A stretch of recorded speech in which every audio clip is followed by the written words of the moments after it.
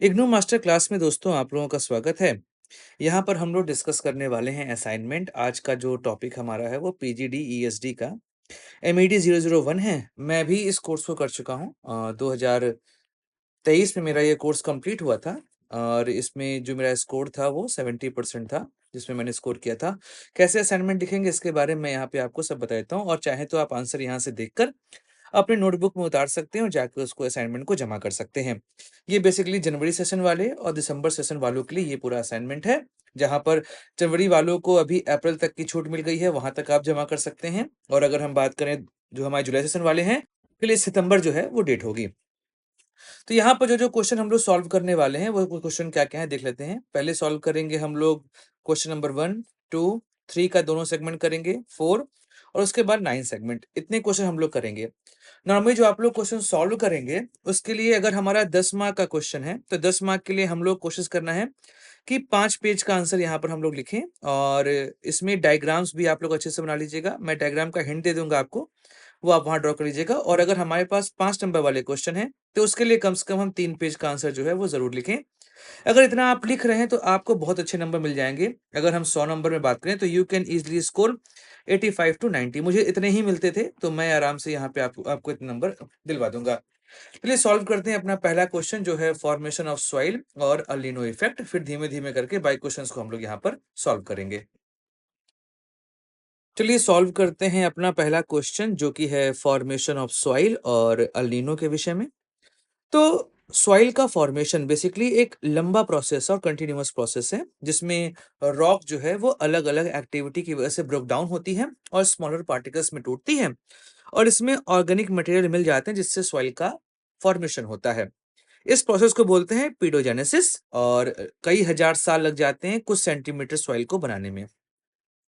कई तरह के स्टेप यहाँ पर हमारे शामिल होते हैं। उसमें आता है पहला वेदरिंग ऑफ रॉक, या इसे हिंदी में कहते हैं अपर्दन।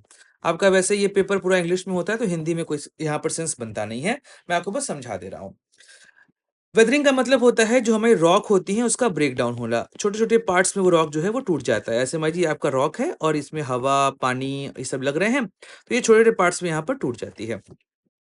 इसमें 3 प्रोसेस होती है, इसको बोलते हैं फिजिकल वेदरिंग, केमिकल वेदरिंग और बायोलॉजिकल वेदरिंग।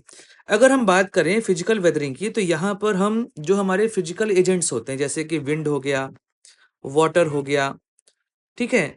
इन सब की वजह से जो हमारी रॉक होती है वो छोटे-छोटे पार्ट्स में टूट जाती है, स्मॉलर पीस में टूट जाती है। उसे कहते हैं हम लोग फिजिकल वेदरिंग, ठीक है? इसमें क्रैक्स और इत्यादि ये सब बन जाते हैं, एब्रेशन हो जाता है, ये सब चीज़ें इसमें होती हैं। केमिकल वेदरिंग की बात करें, तो इस जो वाटर है हमारी जो उससे रिएक्ट कर गया, तो वहाँ पर कुछ चीज़ें हमको देखने को मिलती हैं। इसके अलावा एयर, एसिड, इन सब की वजह से जो रॉक का कंपोज़िशन है वो चेंज होता है।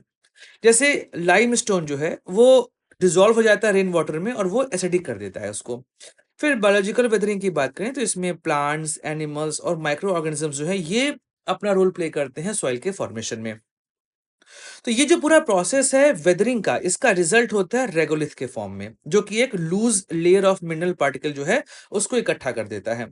अब यहाँ पर बात करें एडिशन ऑफ ऑर्गेनिक मैटर का, तो बेसिकली डेड प्लांट्स हो गए, एनिमल्स हो गए, माइक्रो ऑर्गेनिजम्स हो गए, ये डिकम्पोज होते हैं, और इस वजह से ह्यूमस जो है वो उसमें ऐड हो जाता है। तो इस वजह से ह्यूमस जो है वो उसमें न्यूट्रिएंट्स और सॉइल के अंदर जो है वाटर होल्डिंग कैपेसिटी को इंक्रीज करता है, और उसकी फर्टिलिटी को भी बढ़ा देता है। अगर हम बात करें डेवलपमेंट ऑफ सॉइल हॉरिजॉन की, तो मतलब अलग-अलग लेयर कौन-कौन से होते हैं, तो जैसे मान लेते हैं ये हमारा एक सॉइल प्रोफाइल इसको बोलते हैं। तो सॉइल प्रोफाइल में हमारा ए लेयर हो गया, बी लेयर हो गया, सी लेयर हो गया, और आर लेयर, इसको कई जगहों पे डी लेयर भी कह देते हैं लोग। तो ये डायग्राम आप ड्रॉ कर लीजिएगा। तो ए लेयर को बोलते हैं टॉप सॉइल, ये हमारा टॉप सॉइल है। यहाँ पर बेसिकली आपके जो ग्रासेस हैं वो यहाँ पर ग्रो होती हैं, ठीक है, और ह्यूमस भी आपको इसी में मिलेगा। फिर बात करें अगला बी लेयर की, इसको बोलते हैं सब सॉइल, इसको बोलते हैं सब सॉइल, और सब सॉइल में मेनली जो आपकी रूट्स होती हैं प्लांट्स के, वो यहाँ तक पहुंच पाते हैं। उसके बाद जो होता है पेरेंट रॉक, यहाँ पे आप इसको सॉरी वेदर्ड रॉक लीजिएगा, वेदर्ड रॉक, ठीक है। तो यहाँ पर क्या होता है, जो आपका पेरेंट रॉक है उसके ऊपर वाली लेयर ये होती है, और यहाँ पर वेदरिंग फिनोमेना की वजह से यहाँ पे लूज पार्टिकल आपको देखने को मिल जाते हैं। फिर बात करें अगर हम लोग बेड रॉक की या पेरेंट रॉक की, तो ये आपका पेरेंट रॉक या बेड रॉक होता है, और ये ऐसी सॉलिड रॉक होती है जो वेदर्ड नहीं होती है। अगर हम बात करें कि कौन-कौन से फैक्टर सॉइल फॉर्मेशन को अफेक्ट करते हैं, पहला है क्लाइमेट। टेम्परेचर और रेनफॉल बहुत अफेक्ट करता है। जैसे जहाँ पर आप देखेंगे हॉट टेम्परेचर होता है, वहाँ पर आपको नॉर्मली सैंडी सॉइल देखने को मिल जाएगी। और जहाँ पर रेनफॉल ज़्यादा होता है, वहाँ पर आपको जो सॉइल देखने को मिलेगी वो होगी लैटेराइट सॉइल, ठीक है? ये आपको एग्ज़ाम्पल यहाँ पे देखने को मिल सकता है। इसके अलावा ऑर्गेनिक एक्टिविटी भी सॉइल के फॉर्मेशन, उसकी एक्टिविटी को यहाँ पर चेंज करती है। ऑर्गेनिजम्स की बात करें तो अर्थवॉर्म, फंजाई, बैक्टीरिया, ये सब यहाँ पर रोल प्ले करते हैं सॉइल के फॉर्मेशन में। रिलीफ या टोपोग्राफी की बात करें, जैसे मान लीजिए ये हमारा फ्लैट लैंड हो गया, ये हमारा स्लोपी एरिया हो गया, तो फ्लैट लैंड में आपको बेसिकली थिक सॉइल देखने को मिलेगी, लेकिन स्लोपी में आपको थिन सॉइल, क्योंकि क्यों स्लोपी में थिन सॉइल है? बारिश हुआ, बह गया, तो ऐसे में थिन सॉइल। पैरेंट मटेरियल की बात की जाए तो डिपेंड करता है कौन सा पैरेंट मटेरियल है। फॉर एग्जांपल, अगर आपका बेसाल्ट लावा है तो आपका यहाँ पर ब्लैक सॉइल फॉर्मेशन होगा। इग्नियस रॉक है जिसमें आयरन कंटेंट ज्यादा है, तो वहां पर आपका रेड सॉइल फॉर्मेशन हो जाता है। और अगर सेडिमेंट्री रॉक है तो नॉर्मली वहां पे आपको एलुवियल सॉइल देखने को मिल जाएगी।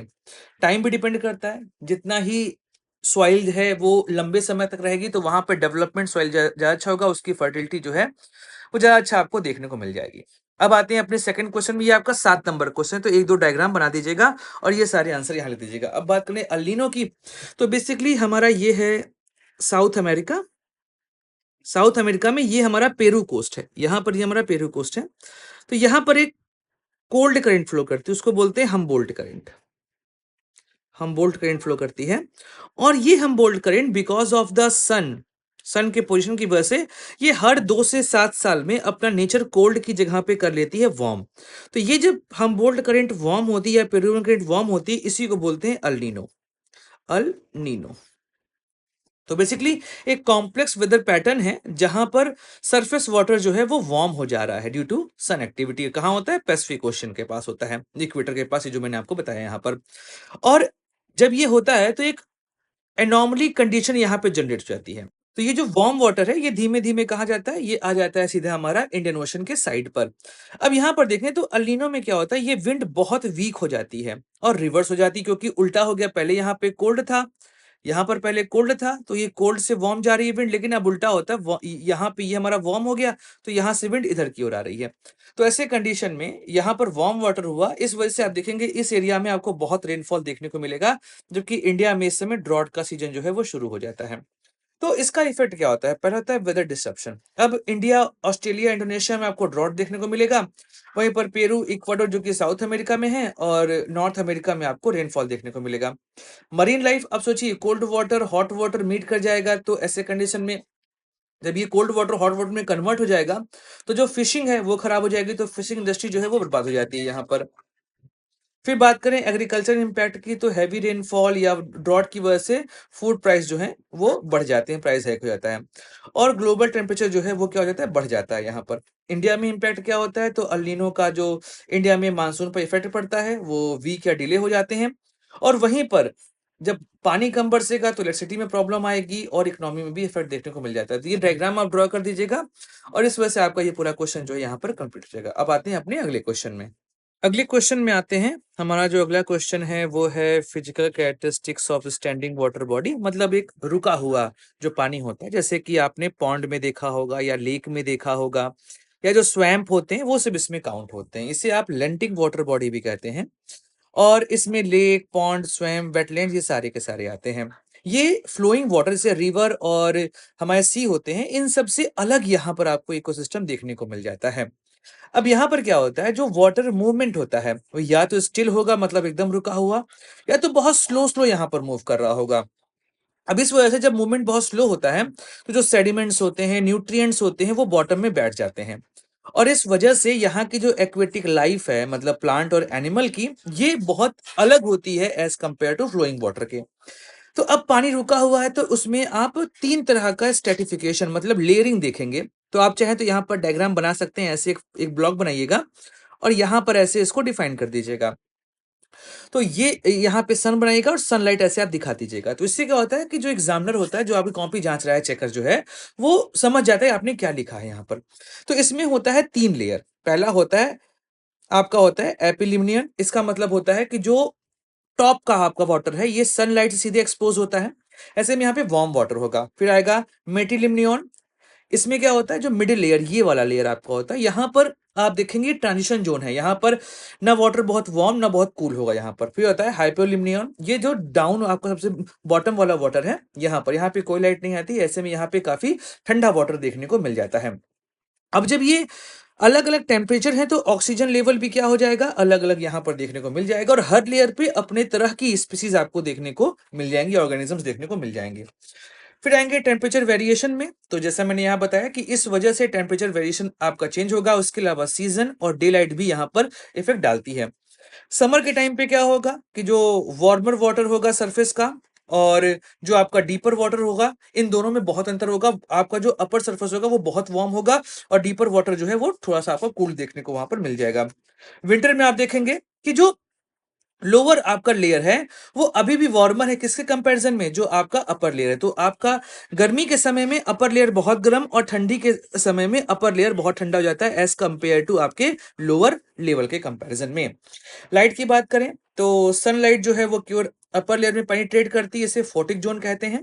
और ये जो एरिया होता है फोटिक जोन का, इसको भी आप ऐसे बना सकते हैं, ऐसे डिफाइन कर दीजिएगा कि ये आपका फोटिक है और ये एफोटिक जोन है, ऐसे आप डायग्राम बना दीजिएगा। तो जहां आपका फोटिक जोन है वहां पे फोटोसिंथेसिस और एक्वेटिक प्लांट ग्रोथ जो है वो आपको देखने को मिल जाएगा।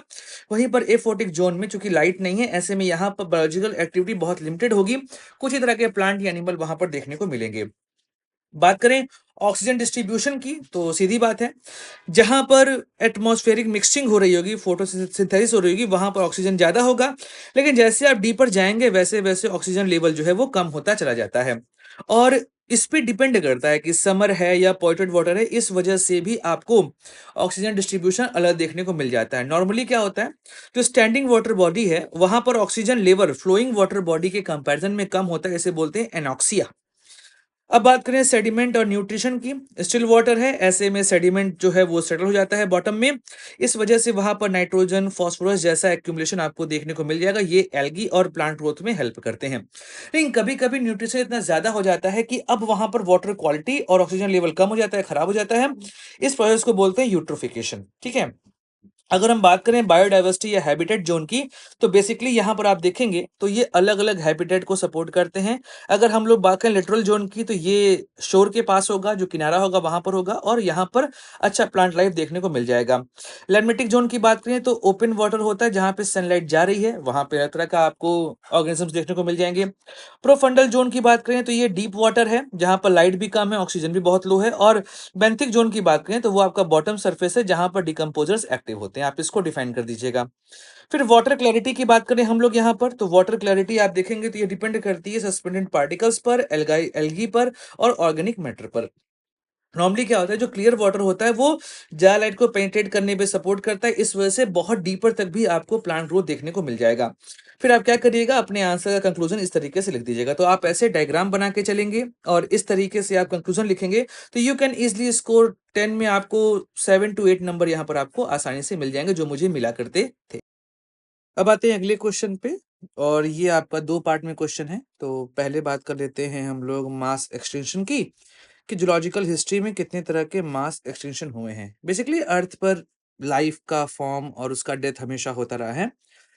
आप इस तरीके से इंट्रो लिखिएगा, और उसके बाद कौन कौन से एक्सटेंशन हुए थे उसको यहाँ पर ध्यान में रखिएगा। तो बेसिकली यहाँ पर 5 एक्सटेंशन है, उसको मैं लिख दिया हूँ। आप चाहें तो इसका एक टाइम साइकिल बनाकर डायग्राम के फॉर्म में आप दे देंगे, तो इससे आपको नंबर अधिक वहां मिल जाएगा।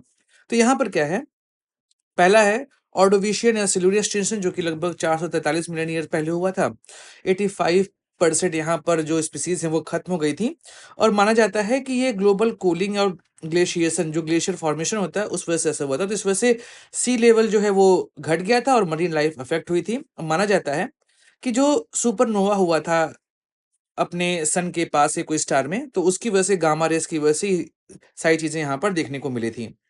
सेकंड है लेट डेवोनियन एक्सटेंशन, ये लगभग 375 से 360 मिलियन ईयर पहले हुआ था, और इसमें लगभग 75% जो पॉपुलेशन है स्पीसीज की वो खत्म हो गई थी। मानते हैं कि यहाँ पर क्लाइमेट चेंज की एक्टिविटी हुई थी, और इस वजह से ओशन में ऑक्सीजन लेवल जो है वो घट गया था, और वॉल्केनिक एक्टिविटी भी हुई थी, इस वजह से सी लेवल भी चेंज हुआ था। और ये सब कारण रहे जिस वजह से जो प्लांट्स हैं लैंड के वो सब खत्म हो गए थे, और इसने कोरल्स और एमोनाइट्स को काफी हद तक खत्म कर दिया था। फिर आते हैं पर्मियन और ट्रायसिक एक्सटेंशन पर, इसे ग्रेट डाइंग कहते हैं। आज तक इससे खतरनाक इवेंट कभी नहीं हुआ। लगभग 252 मिलियन ईयर पहले ये हुआ था। और अगर हम बात करें मरीन स्पीसीज की, तो 96% और टेरेस्ट्रियल में 70 स्पीसीज जो है वो खत्म हो गई थी। इसका रीजन माना जाता है कि साइबेरिया में हुआ था मैसिव वॉल्केनिक इरप्शन। इस वजह से सडन ग्लोबल वार्मिंग हुई थी, एसिड रेन शुरू हो गई थी और ओशन एसिडिफाई हो गया था। इस वजह से ये सारी प्रॉब्लम्स हुई थी और मीथेन भी रिलीज हुआ था सी फ्लोर से। इससे बड़ा एक्सटेंशन आज तक नहीं हुआ है और लगभग लगभग मैक्सिमम एम्फीबियंस जो है वो खत्म हो गए थे इसमें। फिर लाइफ का नया फॉर्म होता है, लेकिन उसके बाद फिर से ट्राइयासिक जुरासिक में एक्सटेंशन हुआ था। 80% जो लाइफ है वो खत्म हो गई थी। और इसमें क्या होता है कि वॉल्केनिक एक्टिविटी हुई थी because of the Pangaea. Pangaea पहले एक कॉमन लैंड मास था, उसको कहते थे, तो वो ब्रेक डाउन हुआ था। इस वजह से क्लाइमेट चेंज हुआ और CO2 लेवल जो है वो राइज हुआ था। कई लोग मानते हैं कि एस्ट्रॉइड इम्पैक्ट भी इसी समय हुआ था। जो पांचवा लास्ट हुआ था वो था आपका क्रिटेशियस पीरियड में, लगभग आज से 66 मिलियन साल पहले। इसको केटी स्टेशन भी पहले कहते थे और 75% जो है वो लाइफ यहाँ पर खत्म हो गई थी। तो एस्ट्रॉइड इम्पैक्ट कई लोग मानते हैं ऐसा होता है, जो कि याकटैन पेनिनसुला के पास हुआ था। वॉल्केनिक इरप्शन हुआ था डिक्कन ट्रैप में, जो इंडिया में इस समय है, और इस वजह से क्लाइमेट डिस्टर्ब हुआ था और डस्ट क्लाउड्स बन गए थे और कई मिलियन साल तक सनरेज आई ही नहीं।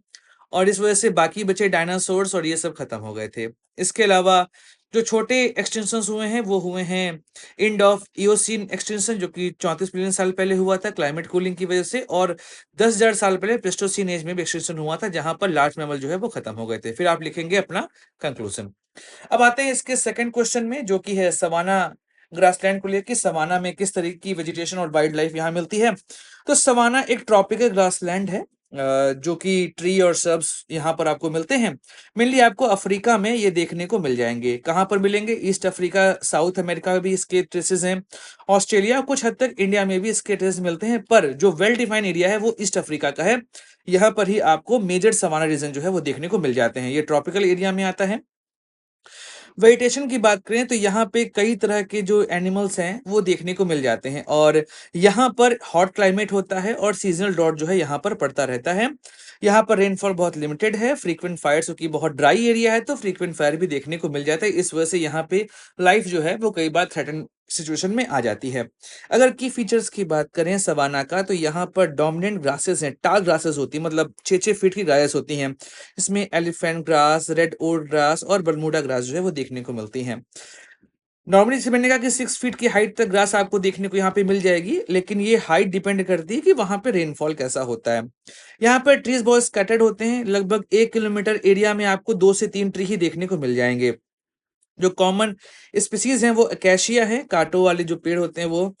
बाओबाब है, ये इस टाइप का जो है ऐसे करके एक पेड़ होता है, वो यहाँ देखने को मिल जाता है ऐसे करके। आप ऑगी इन द कॉकरोचेस में ऐसे पेड़ आपने बहुत देखे होंगे। यूकेलिप्टस और पाम ट्रीज यहाँ देखने को मिल जाते हैं। यहाँ पर थिक बार्क होता है, डीप रूट होता है, जिस वजह से उनको पानी यहाँ पर मिलता है। ठीक है, एडॉप्टेशन क्या होता है? तो वाटर लॉस बहुत होता है, तो इस वजह से इनकी लीव्स बहुत छोटी मिलेंगी कि वाटर लॉस कम हो जाए। फिर फायर रेजिस्टेंस होते हैं। इनका जो प्लांट होता है जब जल जाते हैं तो रीग्रोथ बहुत जल्दी होता है यहाँ पर। इसके अलावा ये ट्री लीव्स जो है वो ड्रॉप कर देते हैं, इस वजह से ड्राई सीजन में अपना वाटर कंजर्व करते हैं। एनिमल लाइफ की बात करें यहाँ पर, तो कई तरह के लाइफ यहाँ पर आपको एनिमल्स के देखने को मिल जाएंगे। हार्बीवरस, कार्निवरस, बर्ड, इंसेक्ट्स, कई तरह के जानवर यहाँ पर आपको देखने को मिल जाएंगे। तो हार्बीवर्स की बात करें जो प्लांट ईटर्स हैं, तो zebras, wildebeest, gazelles, gazelles मतलब जो हिरन की प्रजाति होती है, बफेलोज, एलिफेंट, ठीक है, जिराफ, एंटीलोप, राइनोसरस, ये सब मिल जाते हैं। कार्निवर्स में यहाँ पे आपको लायन, चीता, लेपर्ड, हाइनास, वाइल्ड डॉग्स मिल जाते हैं। बर्ड में भी आपको ऑस्ट्रिचेस, ठीक है, वल्चर्स, हॉर्नबिल, ईगल्स, ये सब यहाँ पर मिल जाएंगे। और इंसेक्ट की बात करें तो कई तरह के इंसेक्ट, जैसे टर्माइट हो गए, ग्रास हॉपर हो गए, एंड्स हो गए, बीटल्स, ये सब यहाँ मिल जाते हैं। अब बात करें एडॉप्टेशन की समाना में, तो आप देखेंगे माइग्रेटरी बिहेवियर जो है यहाँ पर आपको बहुत देखने को मिलेगा, क्योंकि भाई क्या होता है, ड्राई सीजन है, तो इस वजह से फूड और वाटर के लिए बहुत सारे जो जानवर है वो माइग्रेट करते हैं। इसके अलावा कैमोफ्लाज भी यहाँ पे देखने को मिल जाएगा। भाई लॉयन चीता से आपको बचना है, या आप देखेंगे जो लॉयन चीता है वो छुप कर शिकार करते हैं, तो उस वजह से इनमें कैमोफ्लाज का भी गुण देखने को मिल जाता है। वाटर यूसेज का इफिशियंट यहाँ पर एक इशू होता है कि भैया जो वाटर है वो अपने फूड से ही यहाँ पे जानवर निकाल लेते हैं।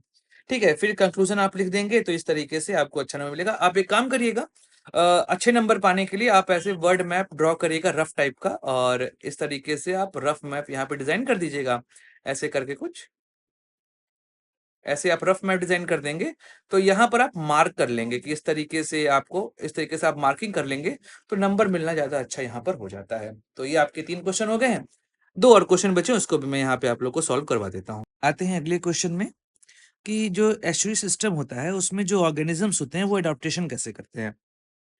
तो आप यहाँ पे डायग्राम दे सकते हैं, जैसे आप इंडिया का डायग्राम दे दीजिएगा और इंडिया के डायग्राम में आप यहाँ ड्रॉ कर दीजिएगा कि भाई जो इंडिया का वेस्टर्न कोस्ट है ये वाला, यहाँ पर एस्चुरी का फॉर्मेशन होता है। ठीक है, बेसिकली एस्चुरी क्या होता है, जैसे ये हमारा सी वाटर है और ये हमारा फ्रेश वाटर है, यहाँ से हमारा फ्रेश वाटर आ रहा है, तो जहां पर ये दोनों मिल रहे हैं तो ये जो चैनल बन रहा है ना, इसी चैनल को बोलते हैं हम लोग एस्चुरी। तो ये एक ऐसी जगह होती है जहां पर फ्रेश वाटर जो रिवर का है वो मिक्स होता है किसके साथ, सॉल्ट वाटर जो कि सी से आ रहा है। ऐसे में ब्रैकिश वाटर मतलब जो लिटिल बिट सॉल्टी है, वहां पर एक आपका वाटर जोन क्रिएट होता है, और यहाँ पर अलग तरह के आपको हैबिटेट देखने को मिल जाएंगे, क्योंकि यहाँ की सैलिनिटी अलग है और सैलिनिटी हमेशा फ्लक्चुएट करती है। फॉर एग्जाम्पल टाइड आएगा, अगर टाइड आ गया तो फिर सैलिनिटी इंक्रीज कर जाएगी, और टाइड अगर बैक हो जाएगा तो यहाँ पर फ्रेश वाटर बढ़ जाएगा, आपकी सैलिनिटी क्या हो जाएगी, डिक्रीज कर जाएगी। टेम्परेचर चेंज होता है, न्यूट्रिएंट्स का लेवल भी समय के साथ चेंज होता रहता है। तो यहाँ पर हम देखते हैं क्या क्या चीजें आती हैं। तो पहला होता है सैलिनिटी टॉलरेंस का, जिसको बोलते हैं ऑस्मो रेगुलेशन। अब यहाँ पर जो लाइव फॉर्म हो रही है, जो यहाँ पे स्पीसीज रह रहे हैं, वो कैसे सैलिनिटी के अकॉर्डिंग अपना बिहेवियर चेंज करते हैं। तो जैसे यहाँ पर हम देखें, मड स्किपर्स हो गए, क्रैब्स हो गए, या कुछ फिशेस सैल्मन टाइप की हो गई, यहाँ पर ये इस सैलिनिटी को टॉलरेट करती हैं, उसके अकॉर्डिंग अपने आप को चेंज करती हैं। फिर ब्लू क्रैब्स हो गए, ये भी सॉल्ट कंसंट्रेशन को अपने अकॉर्डिंग चेंज करते हैं यहाँ पर। और उसके बाद हो गए जैसे मल्स होते हैं, ये भी क्या करते हैं, जो वहां का इंटरनल एनवायरनमेंट है उसके अकॉर्डिंग खुद को चेंज करते हैं, और एक सेफ लिमिट तक आकर उसको बिहेव अपने अकॉर्डिंग वहां पर बिहेवियर में अपने डालते जाते हैं। बात करें टेम्परेचर रेगुलेशन की या उसके रेजिस्टेंस की, तो भाई यहाँ पर जो सीजनल चेंजेस हैं या डेली चेंजेस हैं उनको लेकर भी इफेक्ट होता है। इसके अलावा जैसे मैंने कहा टाइडल इफेक्ट यहाँ पे बहुत ज्यादा होगा, तो इसका एडॉप्टेशन भी यहाँ के ऑर्गेनिजम्स में देखने को मिल जाता है। जैसे कि जो यहाँ पे ऑर्गेनिजम्स होते हैं उनके पास हीट शॉक प्रोटीन्स या एंजाइम्स ऐसे होते हैं जो इस रेंज को मैनेज कर लेते हैं। उसके अलावा इनका जो बिहेवियर होता है वो बोरो कर लेते हैं। ठीक है, कहाँ से, एनवायरमेंट से। बात करें ऑक्सीजन अवेलेबिलिटी की, तो एस्चुरी में नॉर्मली क्या होता है, ऑक्सीजन का लेवल लो होता है। ठीक, क्योंकि वहां पे जो आपका मडी मतलब बहुत मिट्टी ऐसा जो वहां पे इन्वायरमेंट होता है, काफी दलदली मिट्टी होती है, तो उस वजह से वहां पे ऑक्सीजन जो है वो कम होता जाता है। तो यहाँ पर क्या होता है, जैसे किल फिश हो गई, उनमें क्या होता है, गल्प एयर जो है वो डेवलप हो जाता है, जो कि लो ऑक्सीजन वाटर में अपने आप को सर्वाइव करवा लेता है। इसके अलावा बेंथिक ऑर्गेनिजम्स ये वहां पर होते हैं जो क्या करते हैं कि उनके पास होता है होमोग्लोबिन रिच ब्लड, जो कि ऑक्सीजन की सप्लाई को मेंटेन रखता है। इसके अलावा इन्वर्टब्रेट्स जो वहां पर होते हैं, इनके पास भी कई ऐसे शेल्स होते हैं जो कि ऑक्सीजन को अपने अंदर होल्ड करते हैं। फिर बात करें सेडिमेंट टॉलरेंस की, तो यहाँ पर मडी होता है, जैसे मैंने ऊपर बात किया, तो मडी यहाँ पर होता है आपका पूरा एनवायरमेंट। तो उस तरीके से ये अपने आप को वहां पर मेंटेन करते जाते हैं कि सीलिया डेवलप हो जाता है, म्यूकस डेवलप हो जाता है। इसके अलावा आप बात करेंगे रिप्रोडक्टिव स्टेजेस की, तो यहाँ पर रिप्रोडक्शन का भी अलग तरीके का बिहेवियर होता है। तो कई सारी स्पीसीज जो हैं उनका रिप्रोडक्शन डिपेंड करता है टाइडल साइकिल पर। इसके अलावा जो यहाँ पे ऑर्गेनिजम्स होते हैं वो लार्ज नंबर पे एग देते हैं, जिससे कि कुछ तो सरवाइव कर जाएं। अगर कुछ बह भी जाते हैं टाइड के साथ तो अपने आप को वहां पर सरवाइव करना उनके लिए आसान हो जाता है। मोबिलिटी की बात कर लें यहाँ पर, तो यहाँ पर मोबिलिटी कैसा होता है, तो जो टाइड्स आ रहे हैं टाइड्स के अकॉर्डिंग ये शैलो और डीप वाटर में अपने आप को मोशन जो है वो करवाते रहते हैं। फिर फीडिंग एडाप्टेशन की यहाँ पर बात की जाए, तो चूंकि ये ऐसा एरिया होता है जहां पर सॉल्टी और फ्रेश वाटर मीट कर रहा है, तो ऐसे में एक अच्छा जोन होता है जहां पर डेवलप हो जाते हैं, वहां पर क्या बोलते हैं, फूड के पूरे जो सिस्टम होता है तो वहां पे डेवलप हो जाता है। तो ऐसे में इनके खाने का भी इंतजाम वहां पे ठीक ठाक होता है, और ये इसी प्लैंकटन से अपने न्यूट्रिएंट्स जो है वो क्लेम करते हैं। तो कुछ यहाँ पे एग्जाम्पल जिनको आप लोग यहाँ लिख दीजिएगा, ये ऐसे चार्ट बना दीजिएगा जिससे आपको नंबर मिलना आसान हो जाएगा, और कंक्लूजन यहाँ पर ऐसे आप लिख देंगे। तो अगर इस तरीके से आप आंसर लिखेंगे तो आपको 10 नंबर में से यू कैन इजिली स्कोर 8। ठीक है? आराम से यहाँ पे स्कोर आप कर सकते हैं। आते हैं अगले क्वेश्चन में जो कि है एनवायरमेंटल डिग्रेडेशन।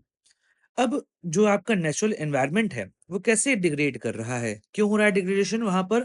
क्योंकि रिसोर्स डिप्लीट कर रहे हैं, इकोसिस्टम का डिस्ट्रक्शन हो रहा है, पॉल्यूशन लेवल लगातार इंक्रीज कर रहा है। इस वजह से एयर, वाटर, लैंड, बायोडायवर्सिटी की क्वालिटी जो है, वो कंटीन्यूअस डिक्रीज हो रही है। अब आप इसमें चाह सकते हैं तो कई सारे एग्जाम्पल्स भी दे सकते हैं, जो प्रोटोकॉल्स हुए हैं, उनको भी यहाँ लिख सकते हैं।